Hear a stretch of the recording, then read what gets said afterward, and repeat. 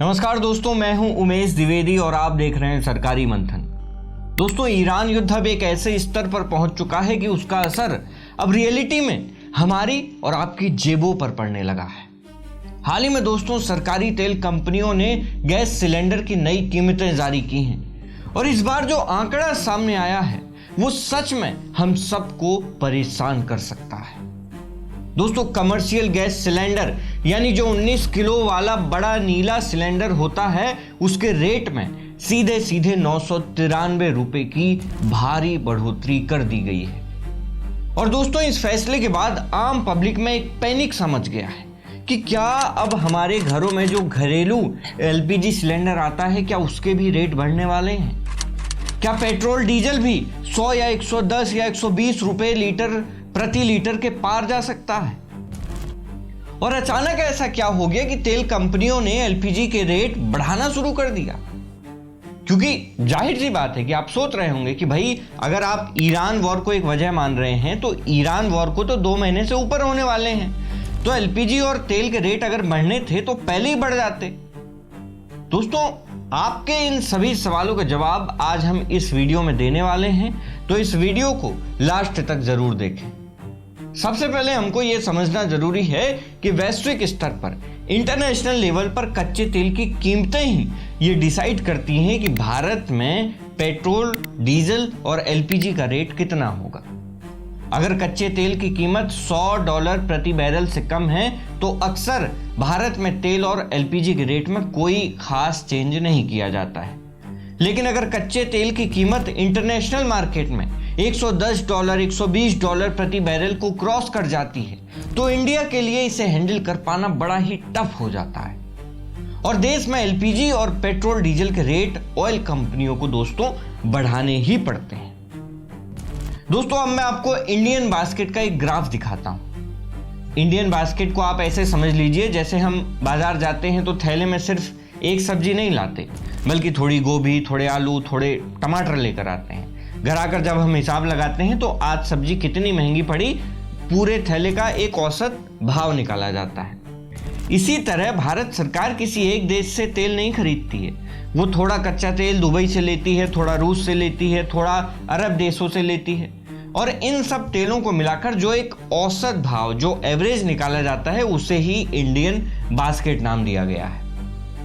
अब दोस्तों, अगर इंडियन बास्केट के आप इस ग्राफ को देखेंगे जो आपको स्क्रीन पर दिखाई दे रहा है तो आपको समझ आएगा कि जिस समय अमेरिका और इजराइल ने ईरान पर अटैक किया था उसी समय दोस्तों क्रूड ऑयल के रेट 9 मार्च के आसपास आप देखिए कि $120 प्रति डॉलर पर ऑलरेडी पहुंच चुके थे और उसके बाद से ये दाम कभी $100 के नीचे आए ही नहीं। ऐसे में दोस्तों सवाल ये उठता है कि अगर इंटरनेशनल मार्केट में रेट $100 के पार जा चुके थे तो फिर भारत में रेट में बढ़ोतरी आखिर क्यों नहीं हुई। एलपीजी और पेट्रोल डीजल के रेट में तेल कंपनियों ने बढ़ोतरी क्यों नहीं की। दोस्तों, इसकी साफ वजह है इलेक्शन। ऑब्वियस सी बात है कि भारत के 5 राज्यों में चुनाव होने थे। ऐसे में अगर रेट बढ़ते तो रूलिंग पार्टी को चुनाव में नुकसान होता। यहाँ पर हम कोई भाजपा या कोई कांग्रेस की बात नहीं कर रहे, जो भी पार्टी रूलिंग में होती वो अक्सर इस तरीके की चीजें करती हैं। इसीलिए सरकार के आदेश पर तेल कंपनियां चुपचाप 2 महीने तक ये घाटा सहती रहीं और कीमतों में कोई भी बदलाव नहीं किया गया। लेकिन आपने ध्यान दिया होगा कि जैसे ही इन 5 राज्यों में चुनाव खत्म हुए वैसे ही कमर्शियल सिलेंडर के रेट 993 रुपए बढ़ा दिए गए। समझे आप? दोस्तों, ये ऐसा गणित है जो आम आदमी आसानी से नहीं समझ पाता, लेकिन जब आप इस जियो पॉलिटिक्स के गेम को समझने लगोगे तो आप सरकारों की एक एक चाल को समझ सकते हो। लेकिन दोस्तों, एक सवाल जो अभी भी आपके मन में चल रहा होगा कि क्या इसका असर आपके घर के रसोई गैस सिलेंडर पर भी पड़ने वाला है। क्या रसोई गैस का जो सिलेंडर है जो आप घर में लेकर आते हैं क्या उसके भी रेट बढ़ जाएंगे? क्या पेट्रोल और डीजल के भी दाम बढ़ जाएंगे? तो मैं आपको बता दूं कि फिलहाल तो ऐसी कोई खबर नहीं है, लेकिन अगर ईरान वॉर आने वाले 15 से 20 दिनों में खत्म नहीं होता है तो इस बात से भी दोस्तों इनकार नहीं किया जा सकता है कि दाम बढ़ सकते हैं। कई मीडिया रिपोर्ट्स में तो ये क्लेम ऑलरेडी किया भी जा रहा है कि हो सकता है कि अगले 5 से 7 दिनों के भीतर घरेलू गैस के दामों में भी 40 से 50 रुपए तक की बढ़ोतरी की जा सकती है। और फिलहाल के लिए पेट्रोल और डीजल के रेट तो बढ़ने के आसार नहीं लग रहे हैं, क्योंकि यूक्रेन वॉर के समय इंडिया ने रूस से जो सस्ता तेल खरीदकर विशाखापट्टनम और मैंगलोर की चट्टानी गुफाओं में स्टोर करके रखा है, उससे थोड़ी बहुत मिल रही है मदद।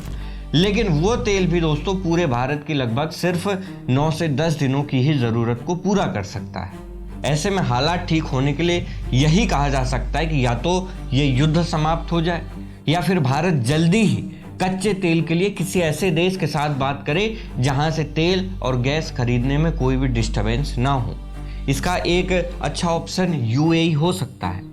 जी हाँ, आपने वो खबर पता नहीं सुनी है कि नहीं सुनी है, लेकिन मैं आपको बता दूं कि यूएई ने हाल ही में ओपेक से अपने हाथ खींच लिए हैं। ओपेक का यूएई अब सदस्य नहीं रहा है। ओपेक वो संगठन है जो सारे जो तेल पैदा करते हैं देश, उनका एक समूह है और ये लोग डिसाइड करते हैं कि कच्चे तेल की कीमतें क्या रखी जाएंगी। लेकिन यूएई ने अब उसको छोड़ दिया है। और दोस्तों, यूएई ने अपनी ज़मीन पर, अपने रेगिस्तान पर एक पूरी पाइपलाइन बिछाई हुई है। उस पाइपलाइन से अगर भारत को तेल सप्लाई होने लगता है तो स्ट्रेट ऑफ हॉर्मुज से भारत को अपने टैंकर गुजारने की ज़रूरत नहीं रहेगी। वो एक नया रास्ता है। हालांकि सरकार हाथ पर हाथ रखकर तो बैठी नहीं होगी, कहीं ना कहीं कुछ ना कुछ समाधान तो ज़रूर निकाला जा रहा होगा। दोस्तों, इस मुद्दे पर अगर कोई अपडेट आती है तो हम आपके लिए अपडेटेड वीडियो ज़रूर लाएंगे। लेकिन उसके पहले मैं आपसे हमेशा की तरह एक सवाल पूछना चाहूँगा कि ऐसी परिस्थिति में अगर आप पीएम मोदी की जगह होते या फिर मंत्रालय के किसी ऐसे पद पर होते जहां पर आपके ऊपर ये बात होती कि इस सिचुएशन से बाहर आने का क्या उपाय हो सकता है भारत के लोगों के लिए खासकर, तो दोस्तों आपकी क्या सलाह होती? वो सलाह आप हमें कमेंट बॉक्स में ज़रूर दे सकते हैं, क्योंकि आपका एक विचार करोड़ों लोगों की जिंदगी को आसान बनाने का एक जरिया हो सकता है।